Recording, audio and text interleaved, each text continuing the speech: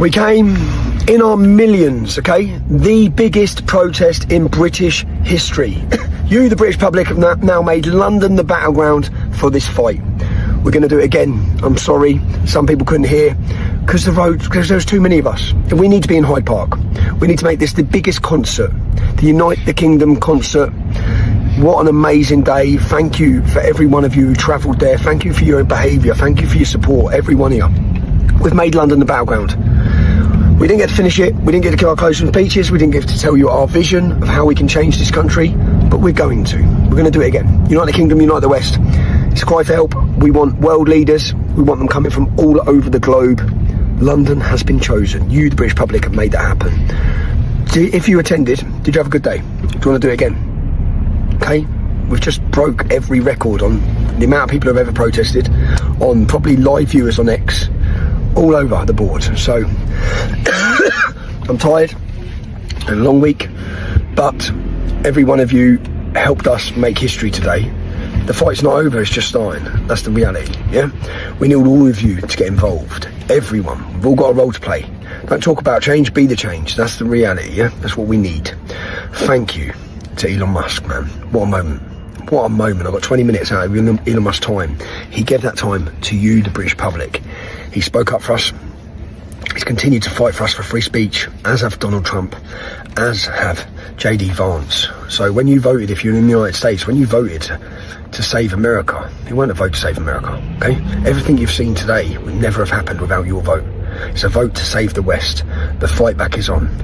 We are fighting back. There is a cultural revolution happening. I'm happy, man. I'm hungry, but I'm happy, yeah? God bless. God bless Charlie Kirk. Rest in peace, sir. Tommy Robinson's speech is designed to mobilize and elevate the crowd by calling the protest the biggest in British history. He frames it as a historic turning point rather than just a march. He repeatedly addresses the British public, casting them as central actors who transformed London into a political battleground. Robinson mixes politics with cultural imagery, calling the protest a concert and promising an even bigger event at Hyde Park. This reframing makes activism feel like celebration, appealing to younger audiences. The speech also stresses gratitude and unity, thanking supporters while reminding them that the fight is not over, it's just starting. This turns past success into momentum for future action. Notably, Robinson links the UK struggle to global politics, praising Elon Musk, Donald Trump, and JD Vance as allies in defending free speech and saving the West. This international framing positions the movement as part of a larger cultural revolution across the Atlantic. Finally, invoking Charlie Kirk adds a sense of sacrifice and legacy, suggesting the fight is historic and ongoing. Overall, the speech blends populism, cultural symbolism, and global alliances to keep supporters engaged and ready for the next step. But what's fascinating and I think chilling, and I hope that we can all agree on this, is I've seen during one of the ad breaks a video that I've no reason to disbelieve that has been shared on social media of Elon Musk addressing the Tommy Robinson rally today. And he said, and people can look it up for themselves, but it was along the lines of talking to the right, violence is coming to you. Basically, whether you like it or not. It came to us this week. Violence is coming to you whether you like it or not. So you can choose effectively to fight back or not. Now, that seems to me to be as close as you can possibly get to inciting violence. And I will stand here as a left-leaning commentator and utterly condemn the brutal killing of Charlie Kirk. And I utterly condemn any form of political violence, whether it's against people on the left, the right, the centre. And I've certainly seen violent rhetoric from the centre as well as the right, and no doubt from the left or the further left, the hard left, whatever you want to call it. I condemn it all. The idea that we have got a foreign billionaire inciting people in this country effectively, in my view, to violence is deeply disturbing, and everyone on this panel should stand united against that, in my view. But that's my point. That's the point I am making about Elon Musk. I don't want him interfering, and I certainly don't want him inciting violence. Now, I don't think he directly... Would you be as upset if Barack Obama... I think he did it quite obliquely. Have you seen the clip? So I just want to clarify what he's saying. Hang on a minute, hang on one moment.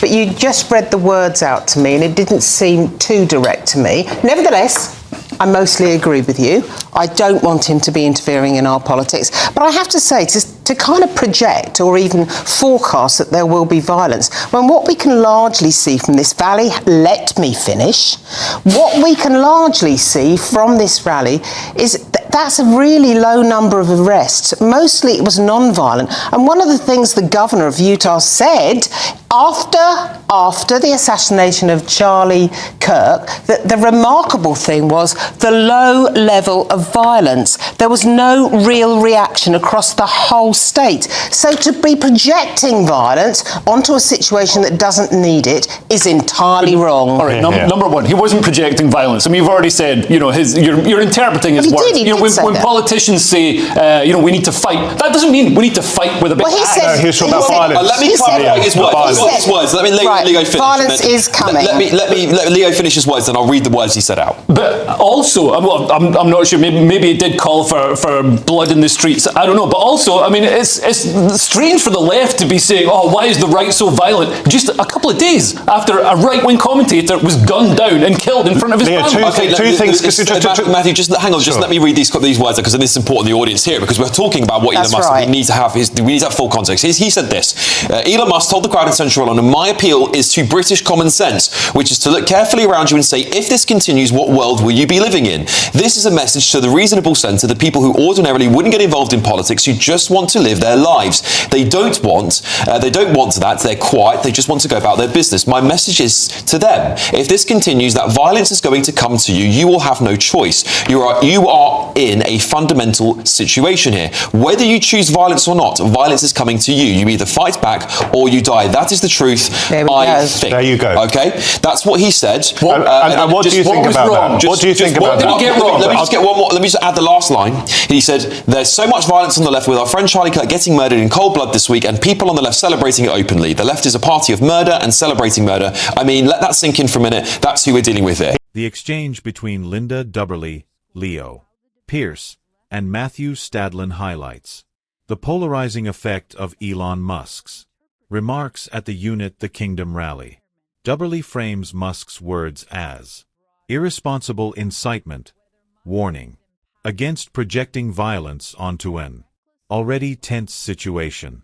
Kirst pushes back, arguing Musk's comments were not violent, but rather supportive of free expression.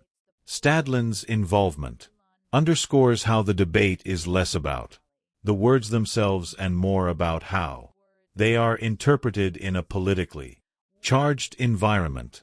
This clash reflects a broader struggle, whether Musk is empowering free speech or recklessly emboldening a movement already accused of extremism.